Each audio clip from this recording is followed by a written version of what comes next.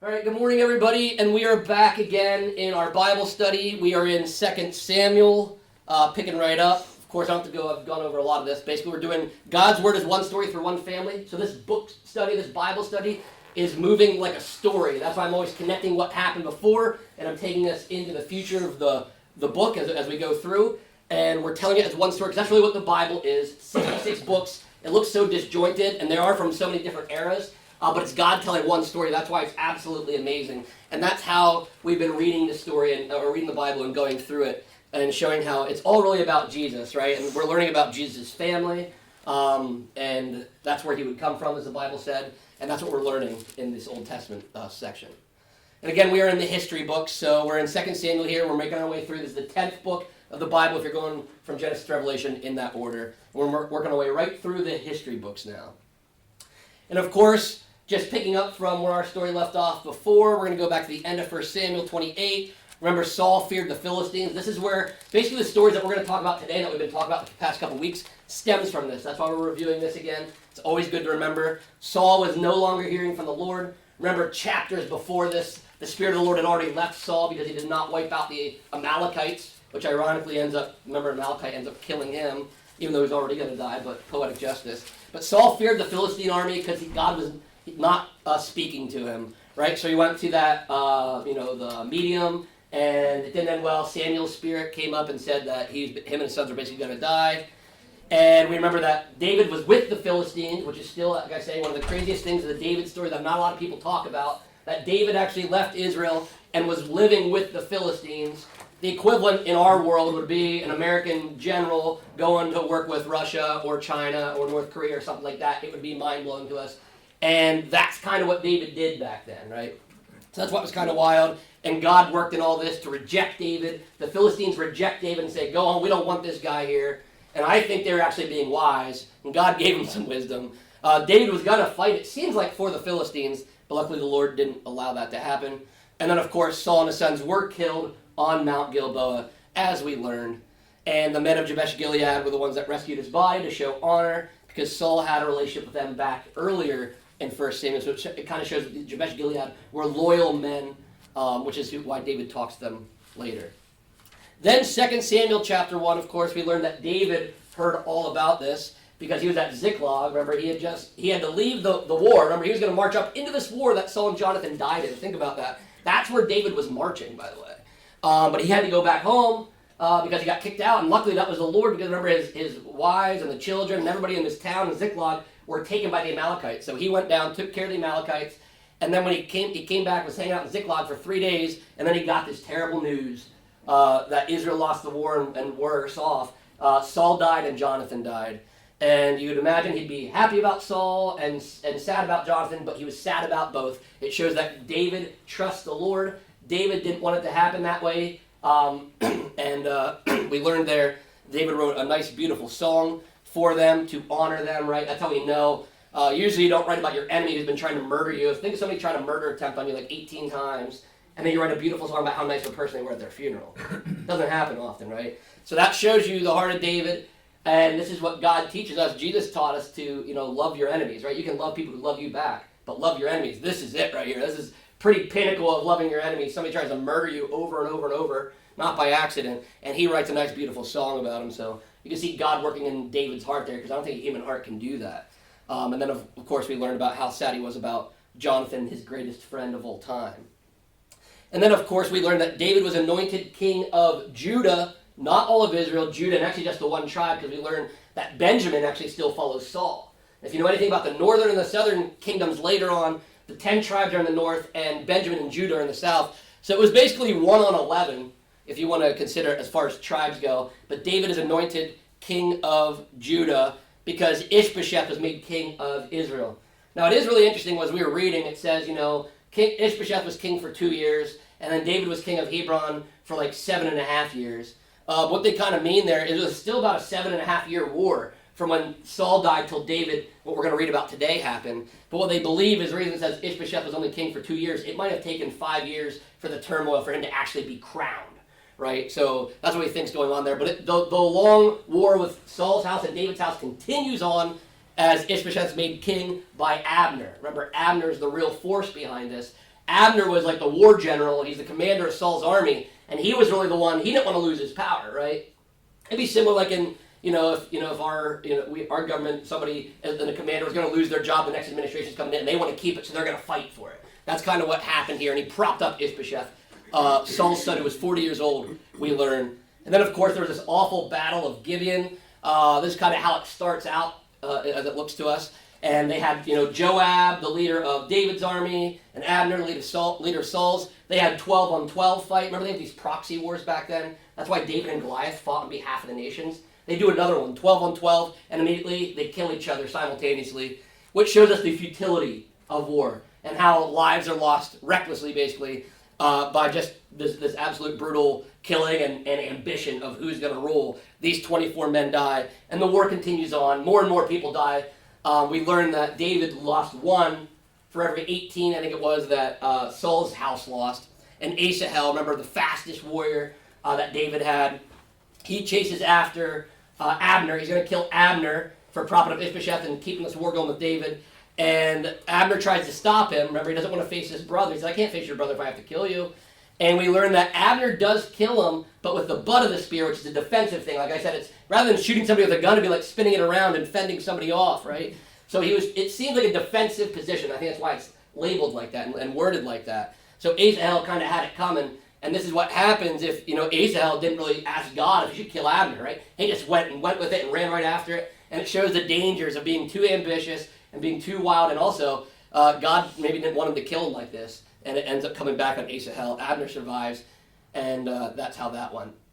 Then last week is where we learned that Abner had joined David. Remember, Ishbosheth's kind of getting nervous. Abner's getting stronger in the house of Saul, even though Saul's house is getting weaker. Abner's basically at this point the shadow king, right? He's the shadow government.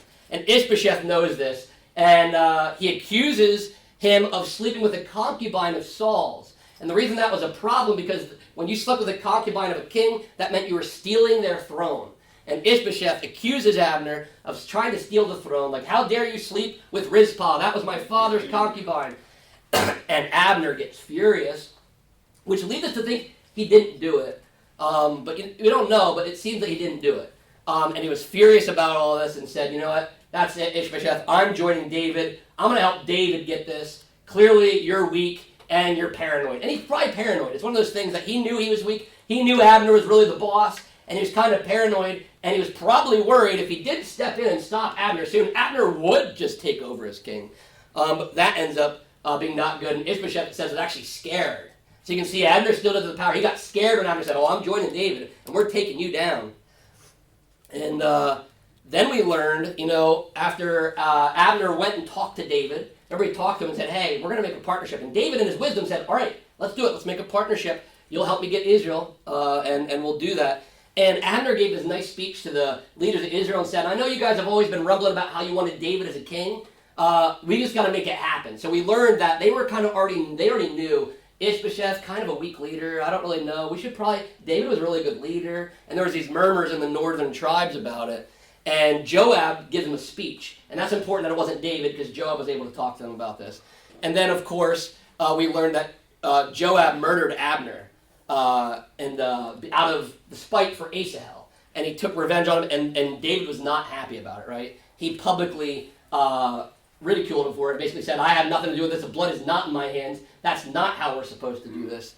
And Joab, and actually Abishai was with him as well. Joab and Abishai were Asahel's brothers. And basically, I get it, it's human nature. Somebody kills your brother, you want to kill them, right? But remember that Abner didn't try to. Abner was fending him off. Abner literally warned about this. He said, I'm not going to be able to face your brother. And Abner was right. Joab tricked him to say, hey, come outside of the city here, which was a city of refuge, where you weren't allowed to kill him in a city of refuge, because he was in Hebron. That was a Levitical city. And he tricks him to come on out, and then they kill him, right? And that's how that happened. And of course, David mourned over Abner, wrote a lamentation similar to how he treated Saul and Jonathan. So again, David showing righteousness and saying, we're not going to do this. I'm going to be a righteous king. We're not going to have war and evil and bloodshed and all this treachery in my kingdom. And he shows that he's a good leader there.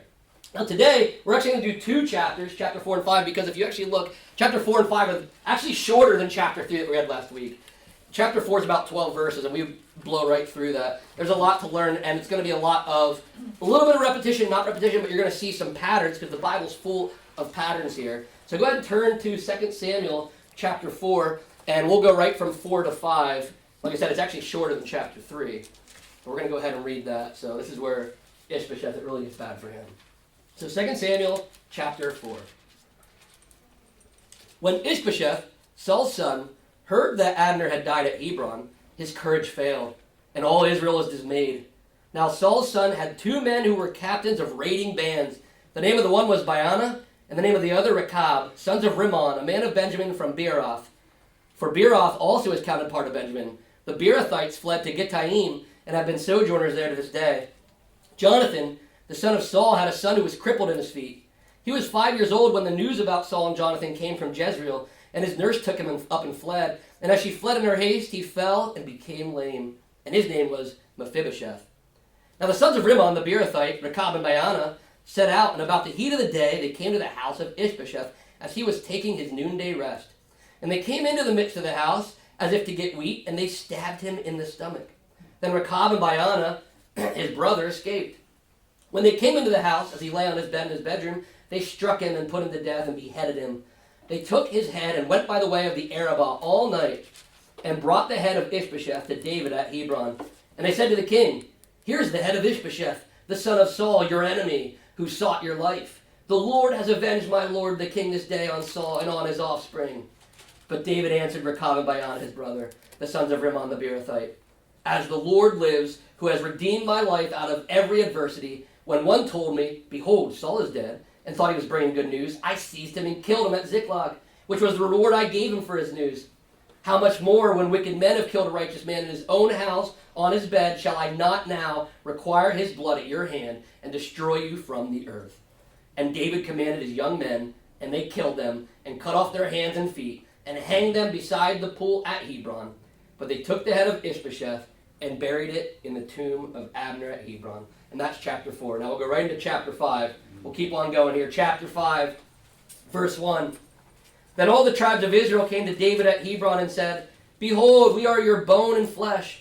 In times past, when Saul was king over us, it was you who led us out and brought in Israel. And the Lord said to you, 'You shall be shepherd of my people Israel, and you shall be prince over Israel.' So all the elders of Israel came to the king at Hebron, and King David made a covenant with them at Hebron before the Lord, and they anointed David king over Israel. David was 30 years old when he began to reign, and he reigned 40 years.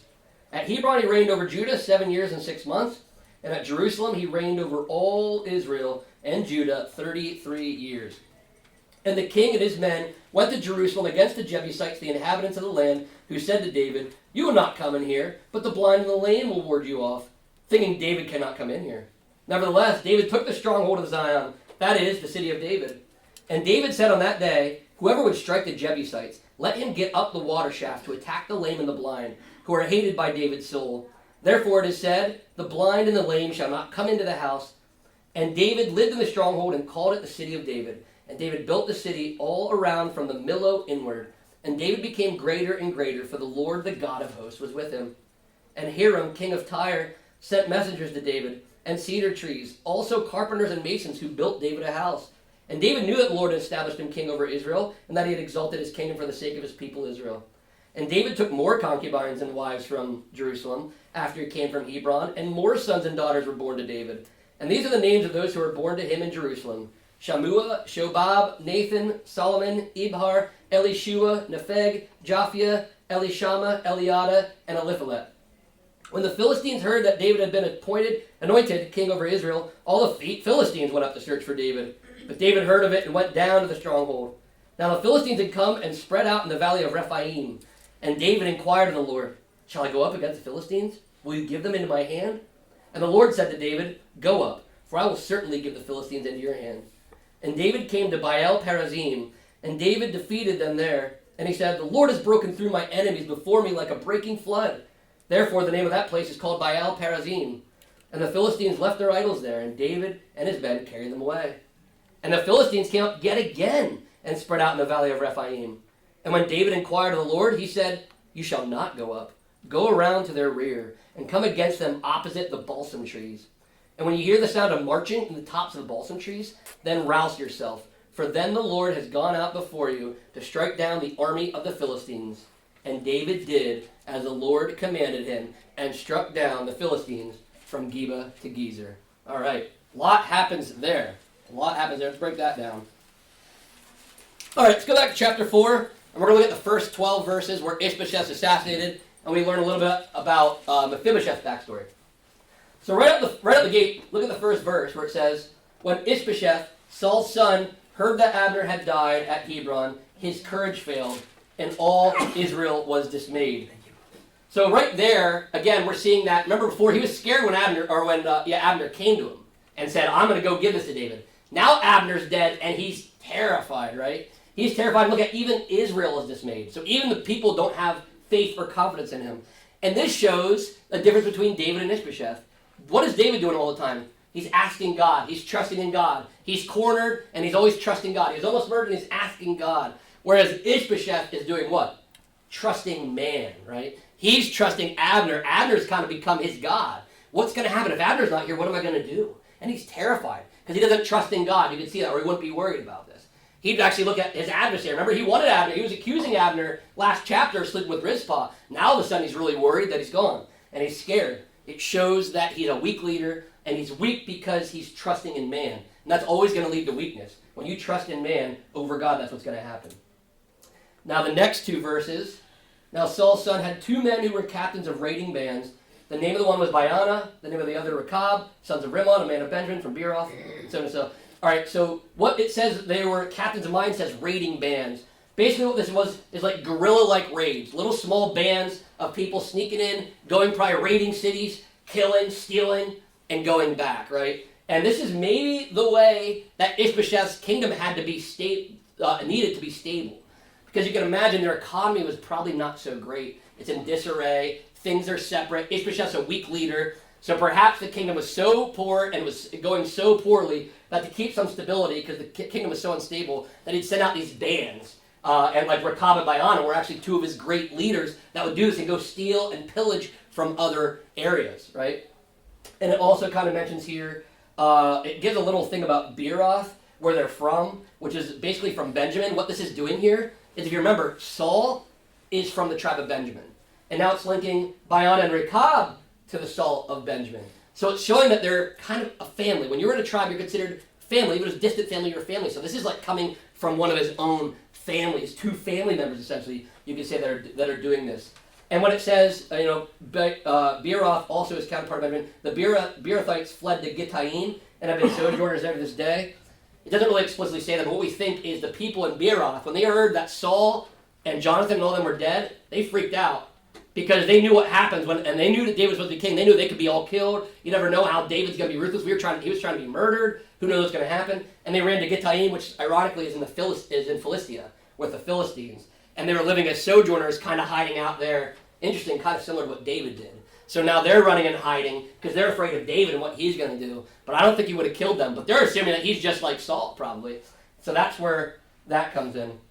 Then you go down. It kind of takes, in verse 4, it takes us kind of off the path here. It says that it talked about Jonathan, who had a son that was crippled in his feet when he was 5 years old. So we'd imagine at the end of this chapter, Mephibosheth's about 12, because it's been 7.5 years. But when he was 5 years old, when they found out that Saul and Jonathan died, just like Beeroth was freaking out, so was everybody in Saul's house. They were in a panic. So it says here, his nurse took him, the one that was taking care of Mephibosheth when he was a 5-year-old boy. She picked him up and ran. When they heard that Saul and Jonathan are dead, she picked him up and just took off running in a panic. Why do you think she was panicked? Anybody have a guess? Why do you think she picked him up and panicked like that, which led to his injury? Anybody have a guess? Good. Probably he would be killed. Absolutely. He would be killed. And she's taking care of Mephibosheth, and she finds out, David's going to be king, and that means all of Saul's family's got to go. They got to be killed. So she panics. She's in charge of him, and she runs, and out of her haste, she panics, she drops him, and he gets paralyzed to some effect. Is basically what happens here, and he's injured. And it's kind of this really weird footprint, you'd think. You're reading about it, because then we'll eventually go back to Baana and Rechab. But I think here what it's doing is kind of setting the scene. Later in 2 Samuel chapter 9, we'll read more about Mephibosheth. We'll learn about him and how David will treat him very nicely. But what I think it's doing here, because remember right now this is the war of power, and Abner just went down, and Ishbosheth's kind of iffy. Now Baana and Rechab, there's all this chaos going. It's this footnote here that Mephibosheth, okay, there is another one in Saul's family. It's his grandson, Mephibosheth. But don't worry, he's going to have nothing to do with this whole war because he's crippled. And back then, crippled meant weakness, was usually a sign of weakness. So you can look at it as Mephibosheth is a sign that Saul's family had been weakened. That's how they looked at it back then. But not only that, it's showing us Mephibosheth was not going to be a challenger to David because he was lame. So that was he was almost a non-threat, which in a strange way might have been a blessing for Mephibosheth. Had Mephibosheth never got dropped, perhaps he'd get involved in these wars of killing, and they'd prop him up, and he'd probably be a better choice than Ishbosheth. So it's really interesting that we see this, and there's a lot you can read into it. But I think it shows, one, that Saul's family was weakened, but two, that Mephibosheth was no longer a threat, right? And David actually, if you remember back in 1 Samuel 20, we don't have to go there, but 1 Samuel chapter 20, David actually made a covenant with Jonathan that he would show kindness to Jonathan's family too, right? So even if they would have tried to get Mephibosheth into this war, I think David would have taken it easy on Mephibosheth anyway. All right, so moving along to verses 5 and 6. It says, now the sons of Rimmon, Rechab and Baana, they set out by the heat of the day, it says, to Ishbosheth. They sneak in his noonday rest. They come in, they pretend to get wheat. That's their trick. Like, oh, hey, we're just going in the house to get some wheat. Like, all right, come on in. They were trusted individuals. They roll in, and they cowardly killed him. Now, what would happen, the reason that it says he's sleeping in the noonday heat, you can imagine living in the desert in the Middle East back then. It's really hot today. It was really hot back then. So it was common, after doing work in the morning, through the day, you would come home and rest. It was a common thing. You remember jail and the tent peg back in the book of Judges, similar thing. People taking naps in the middle of the day. That was a common thing. And this is what kind of happens again. And you're vulnerable. You're sleeping, right? How much more vulnerable can you be being unconscious, right? So it shows that they waited to kill Ishbosheth till he was vulnerable. It was a very cowardly thing. They didn't say, pick up your sword, Ishbosheth, and let's fight. They actually snuck into his house, lied about it, said, we're just going to go get some wheat, and ended up murdering him that way, which was a really cowardly way to do it. Also, you can see it's their selfish ambition. Because Baana and Rechab were probably really good friends with Ishbosheth. They were some of those leaders of those raiding bands, right? But they also, too, knew that Abner had died.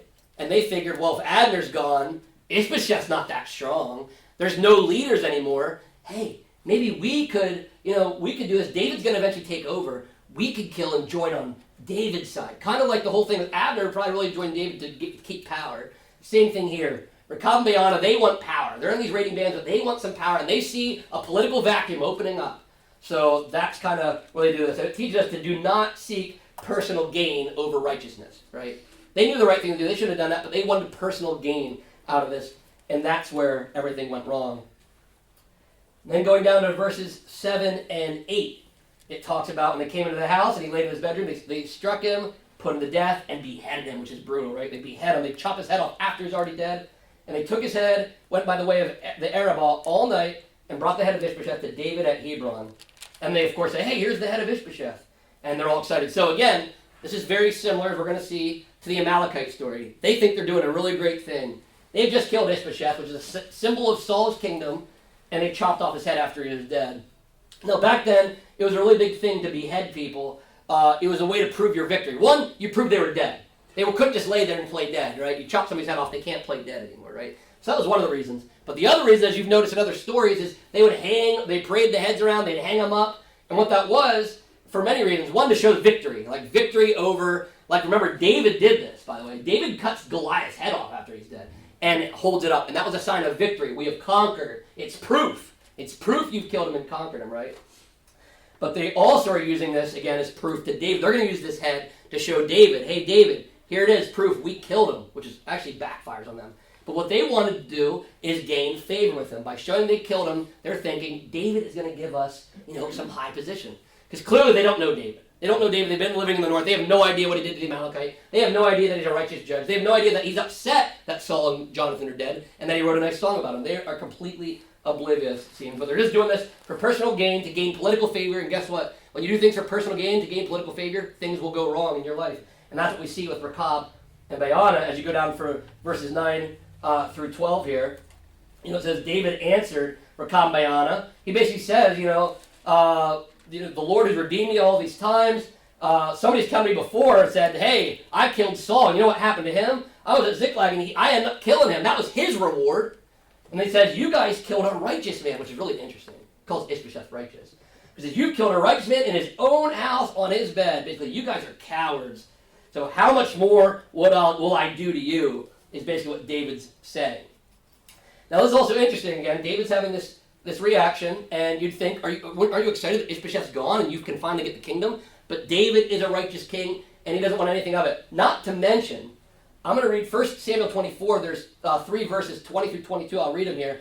You got to remember this interaction with Saul and David in 1 Samuel 24. It says, and now behold, I know, this is Saul talking to David, I know that you shall surely be king, and that the kingdom of Israel shall be established in your hand. Swear to me, therefore, by the Lord, that you will not cut off my offspring after me, and that you will not destroy my name out of my father's house. And David swore this to Saul. Then Saul went home, but David and his men went to the stronghold. So David's also a man of his word. David was never going to kill anybody in Saul's family because he made a promise back then.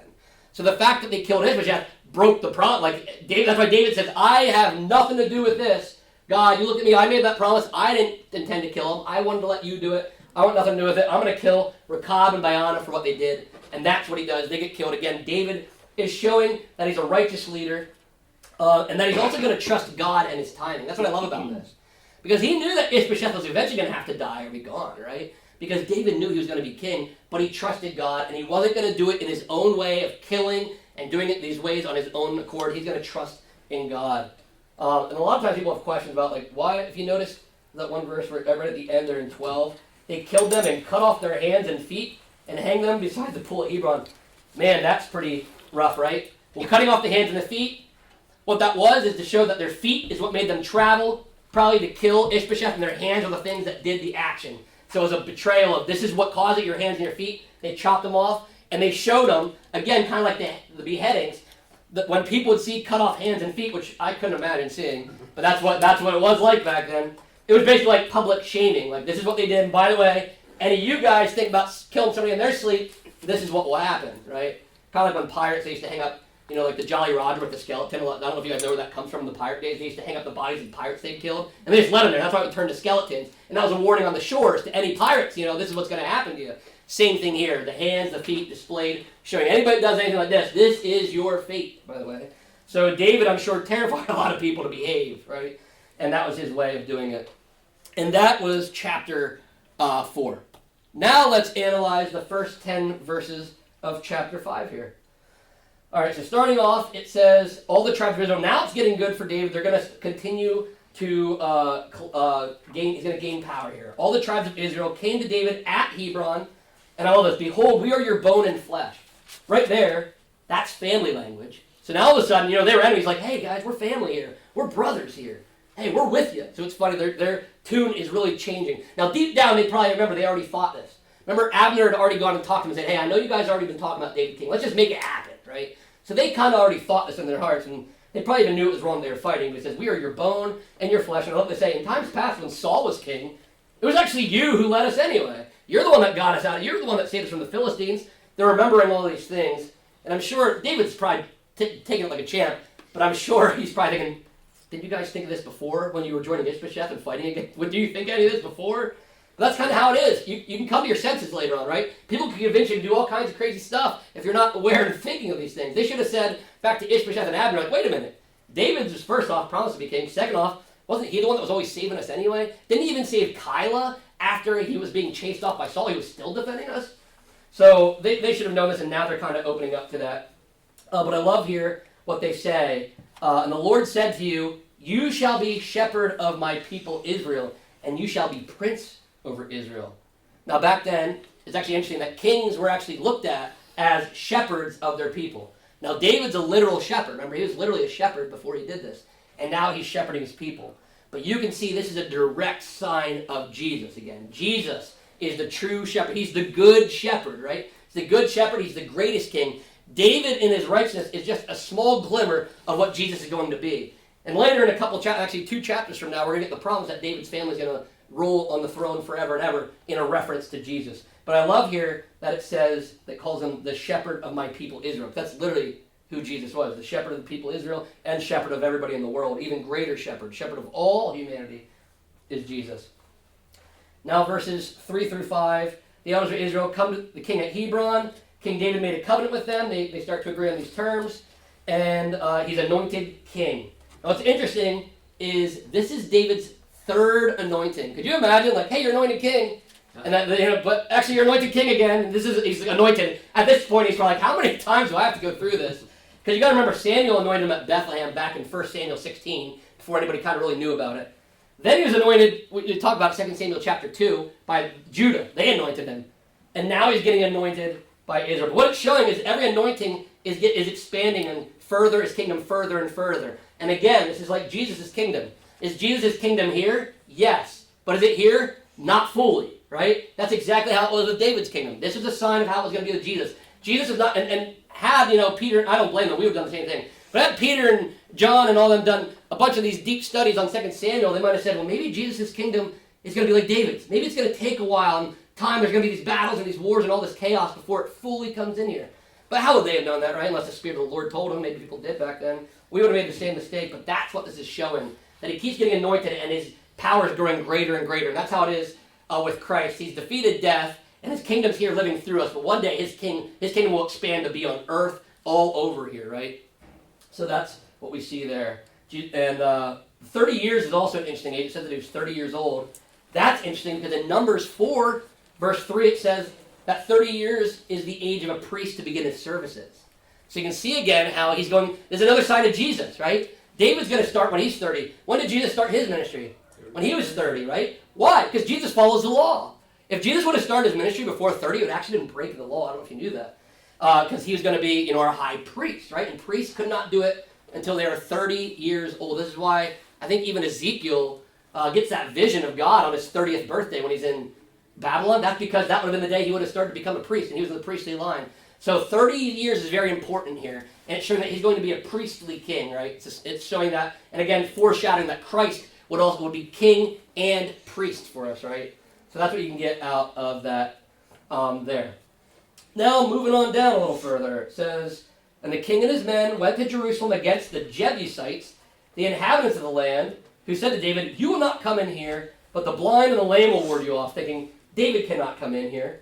Nevertheless, David took the stronghold of Zion, that is, the city of David. And David said on that day, whoever would strike the Jebusites, let him go up the water shaft to attack the lame and the blind, who are hated by David's soul. Therefore it is said, the blind and the lame shall not come into the house. This passage is really strange for a lot of people. It's like, man, I thought David was this really nice king, and now he's like, let's go fight people who are paralyzed and can't. Like, what is going on here?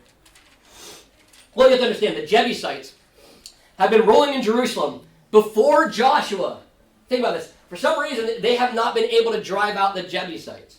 Now, the reason is probably because Jerusalem's a pretty great location. It's very fortified, very hard to get into, right? And that's what the Jebusites were saying there. You will not come here, but the blind and the lame will ward you off. Basically what that was saying, our blind people and our lame people could be our security guards, and you're not getting in. That's how strong our city is, right? Kind of like how people thought of the Titanic when they were riding the ship. Titanic's not going to sink. You can do anything. I don't need a lifeboat. It's never going to sink, right? That kind of logic's never great, and that we've learned that in history over and over. But you're learning that here. The Jebusites think their walls are so strong, they're so fortified, they're high up, nobody's ever breaking in. And matter of fact, Jebusites kind of have a little bit of an argument because they're saying it's been 4 centuries. These Jews have been running around, these Israelites have been running around here, they haven't been able to stop us in 400 years. They started with their friend Joshua way back in the day, they're still here with David, and nobody's been able to stop us. We'll be here forever. And they're basically mocking David. They're not going to have their lame and their blind fight him. They're mocking him. And what David's doing right there is when he says the lame and the blind were hated by David's soul, doesn't really necessarily mean that David hates the blind and the lame. It makes them sound really awful. What he's doing is repeating their words back to him, almost like a war cry, almost like if somebody says, we're going to beat your basketball team by 50 points.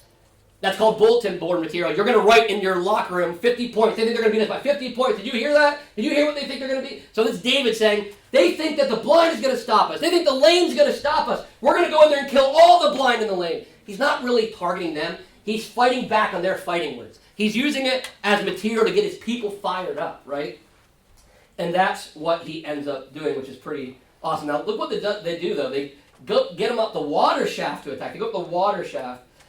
which is really interesting. So you can imagine the Jebusites are ready to fight, as they usually are, defending it. And David's using wisdom, because David's not stupid. It's like, well, 400 years, they have been able to ward everybody off for 4 centuries. So there's some strength to this.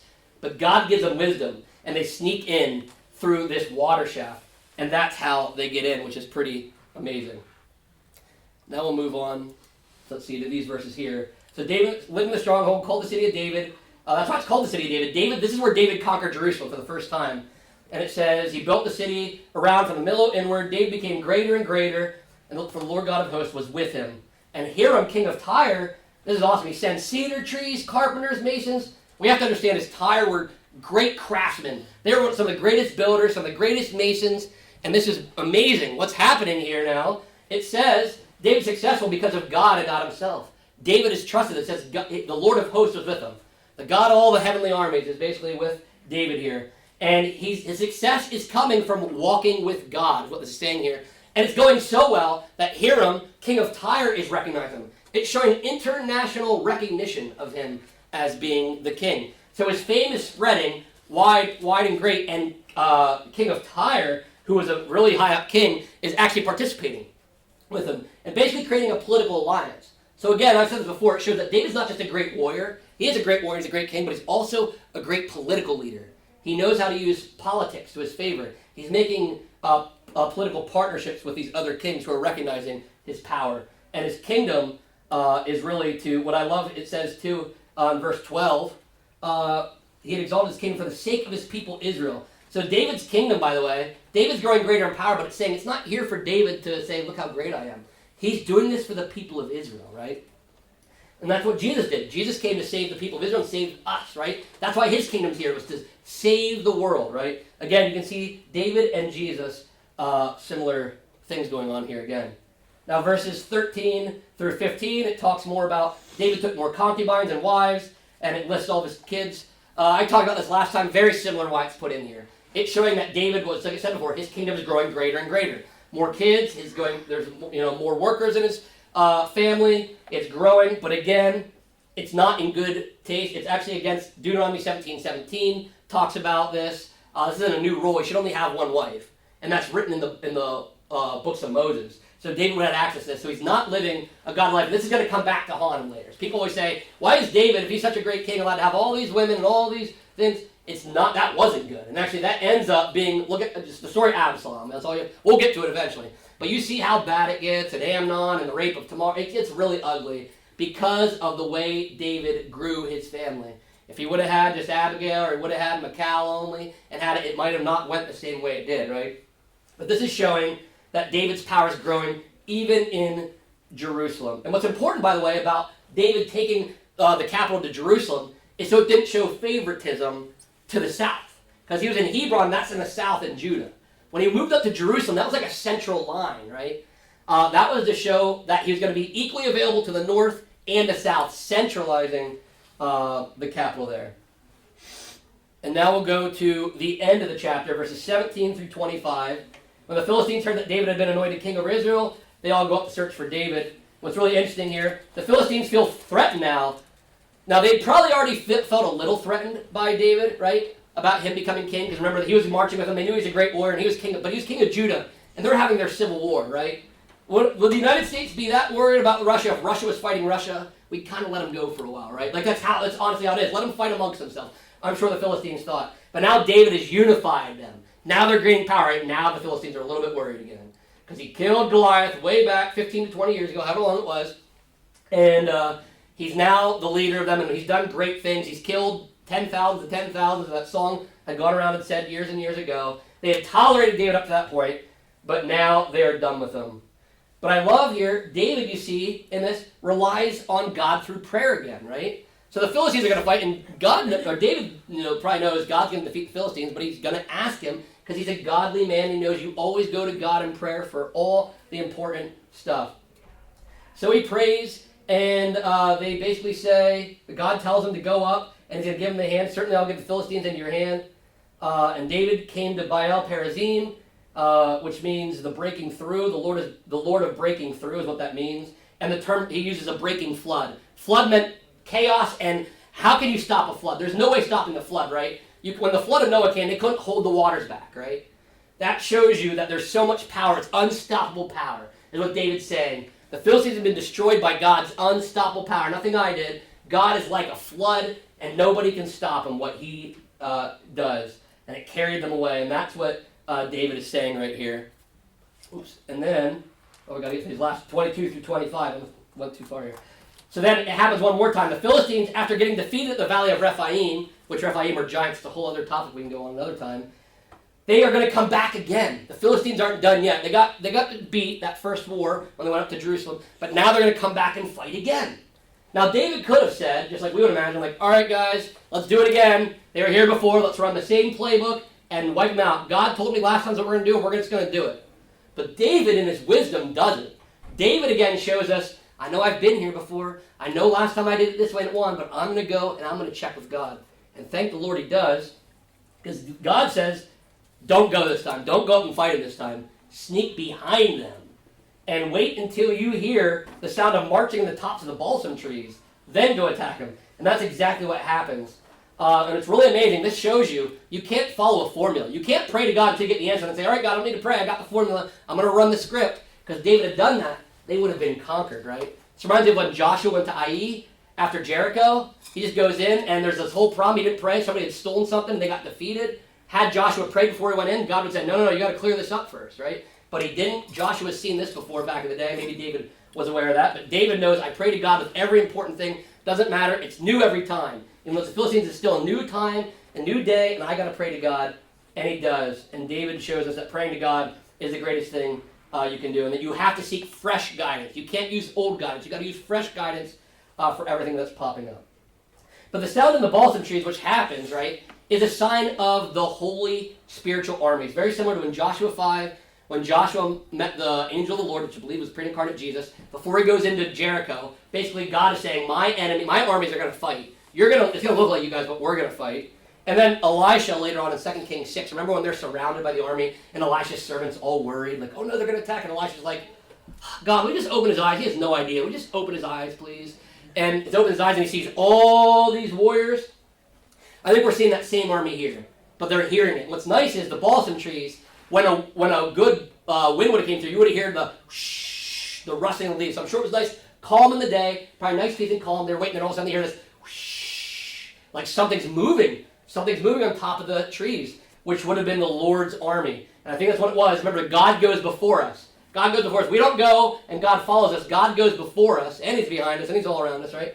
But it's God going in to lead the battle. And when he knew that, David went in and David won the war, right? It says that David won from Geber to Gezer, which shows that was a large distance, by the way. It was showing that he didn't just win the battle there. They started to really wipe him out the further and further they went. That's what that's showing there. But it shows that David had to wait on God's timing again.